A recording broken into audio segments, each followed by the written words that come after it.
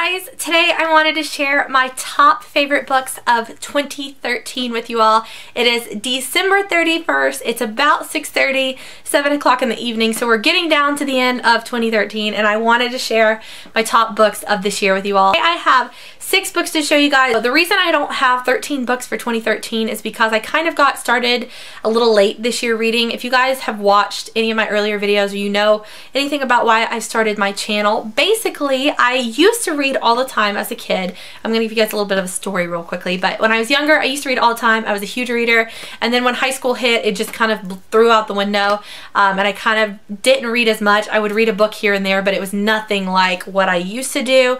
And so when I found BookTube, I decided to make my channel to motivate myself and to kind of get back in the loop with reading and with the new books coming out. So that was what my kind of reasoning behind that was. So I started in April, my first video, and then about a month later I started consistently uploading, and I didn't really start reading until May-ish. So I lost kind of like the first half of the year really as far as reading new books went. So I only have 6 for that reason.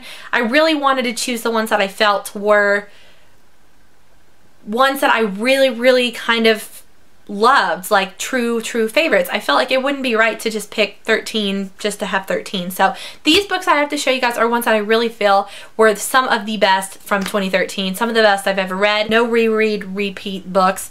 And I'm going to start chronologically, so from the earliest I read them up until the most current. So that being said, I'm just going to jump right in and get started. Okay, the first book I have is the first book of a trilogy, and I found out about this trilogy early in the year when I was first watching BookTube. Everybody was talking about this, so I picked it up and I read it in I think June, and that is The Selection by Kiera Cass. I absolutely love this series. Basically in a dystopian world where the country is based on caste systems and everybody's kind of struggling and suppressed as people go within a society, and then they have this selection process where teenage girls from a certain age can go live at the royal palace and they can compete to become the prince's new wife of the royal family. I really like the storyline of this. I think that the plot line is very unique and very interesting.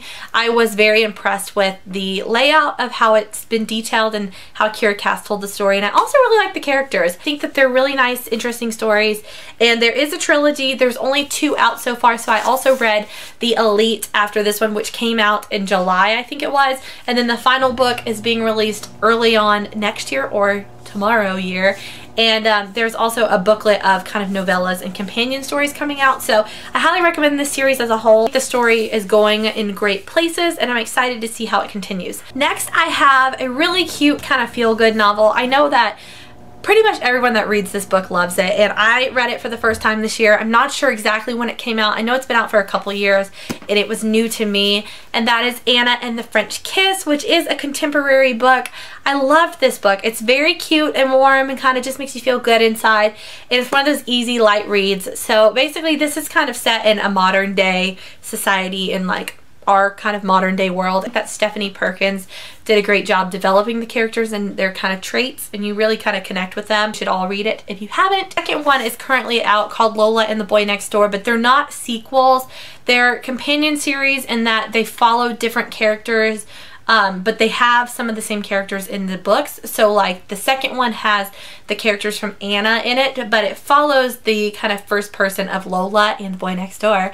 And then there's a final one coming out next year as well called Isla and Happily Ever After, where I'm assuming all of the characters from the first 2 that were important will be in that one. So I'm really excited about that. The next one I have is a full-on series, a 6-book series, and I found these in October and I have been obsessed with them ever since. So we're going to take a moment to fangirl about these, but I have to thank 2 of my favorite girls that I watch on YouTube. I have to thank Natasha from Toshopolis and Cassidy Von Shea from Traveling Through Pages for kind of inspiring me to check these out more. And there's a funny story behind these because I had seen these for years. I've talked about this in my review of it, but I saw this series on the bookshelves like years and years ago whenever they came out, and I've never really been, you know, drawn to them. I never really was inclined to pick them up or to buy them.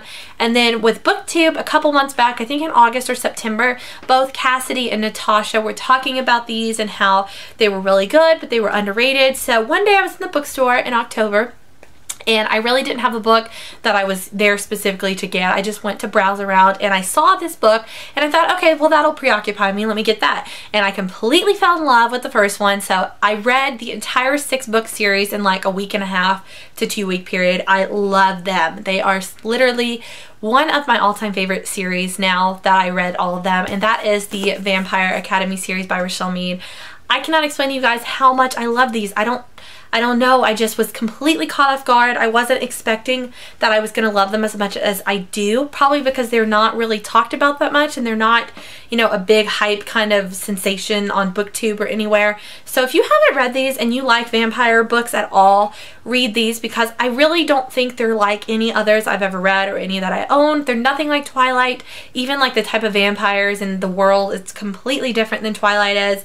And the only similarity I've ever said that I see that's similar to this is the House of Night series by PC and Kristen Cast, and the only similarity that those really have is that they're both set in like a school, kind of boarding school environment. But to be honest, I think that the House of Night series is fair. I think it's kind of mediocre. I've never been a huge fan of it, but I love these, so I think that you'll be very impressed. I love Rochelle Mead's writing style as an author. I get so drawn in. I love her character development. I think that the character of Rose, who's the main character, and some of the other main characters, they're just so great the way that they've been created in their personalities, and as the books go on you obviously connect with them more and you're kind of attached because there are 6 books, and I love them. And there's, on top of that, there's like a whole other kind of thing going on in the book. There's like a complex storyline. It's not just like, you know, based on one person or one thing or a relationship or anything like that. It is so good.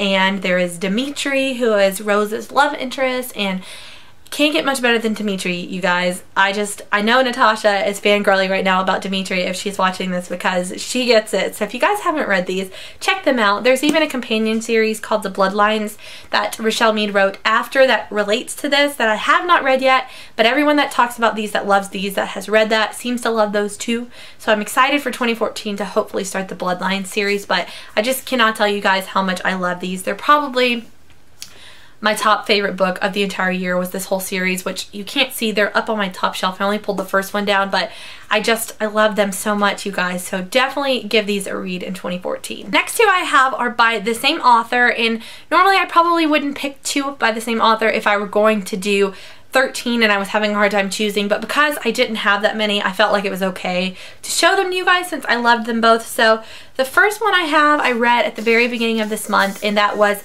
Eleanor and Park by Rainbow Rowell. I really enjoyed this book. It's a really cute contemporary that is set in the 80s, 1985, 86, and it follows the 2 characters of Eleanor and Park and kind of like a love story between the 2 of them. Kind of have first love together almost, and I just thought that it was a really good kind of read. I really enjoyed it, and I think that the way that the characters are developed as well as the actual characters were pretty unique, and I thought that the storyline was really unique. So I really enjoyed this. I highly recommend that you check it out. But the one that I want to talk a little bit more about in detail is Fangirl, which is also by Rainbow Rowell. And if for some reason Reagan from Peruse Project is watching this, every time I think of Fangirl now, I like think of you, because she read this book a couple months ago and I feel like she raves about it all the time, and I was excited to finally read it because not only her but everybody seems to love this. So I just finished this one yesterday, I think yesterday morning, and I was so impressed. I loved it so much more than Eleanor and Park, to be honest. I really liked this one, but I felt like Fangirl was just like a completely different element. A really good, feel-good novel. I loved it. I have to say I was a little frustrated when I finished this though, because I wanted more things to happen. Like I was reading and then it just ended. And I was like, are you kidding? Like I thought that it was gonna like at least give us like another chapter or 2 of like some magic happening with them, but it was still really good and I still loved it, and I think you guys should definitely read this. My final book that I squeezed in at the last second, and you guys, I started this book last night at I think 11:30 or 12 a.m. and I finished it this afternoon, literally like an hour ago, and I cannot tell you how much I love this book. Like this, hands down, was a great way to end the year. It was so good. I want more of this too. Like, I cannot get enough. And that is Easy by Tamara Weber. I just showed this in my book haul the other day. And so I was trying to find something to start reading last night, and I decided to go with this because I heard it was really good. I figured it was one of those really quick, kind of easy to get through reads that would be really interesting. So I read this. It is from the new adult genre that kind of arose recently, which is basically like YA but a little bit more mature. It has some more mature kind of scenes and like romance type of stuff, if you will. So I was excited to check this out since I've heard a couple of people talk about this, and it was really good. So it's basically like a love story between two characters, but there's a lot going on. It's kind of complex as far as like how they get together and some complications that happen throughout. So I don't really want to talk too much about it because there is kind of like a big event that is focused on a lot in the book, but you find that out like the first 5 pages of the book, what that is.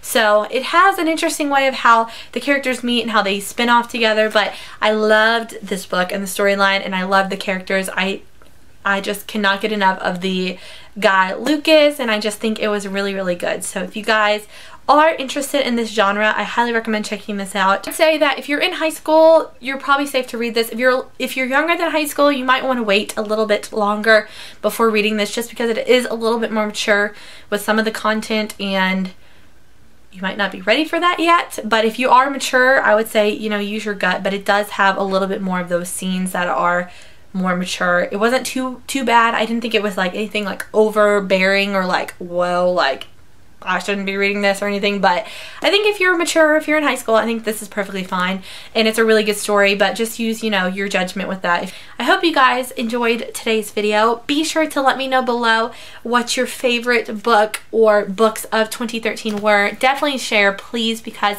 I love to hear your all's recommendations, especially for the new year, so I can add them to my to be read list and things like that for 2014. And I hope you guys had a happy new year if this is after New Year's, and that you're excited for what is to come for the new year. So thank you guys again for sticking with me this year. I talked a little bit about this in my last video, but this has been so much fun for me to make these videos this year, and I do not regret making this decision at all. It's probably one of the best parts of 2013 for me, and I'm so thankful for it because of you all. You guys have made it fun. So thank you guys so very much. I love you all, and I will talk to you all next time. Bye, guys.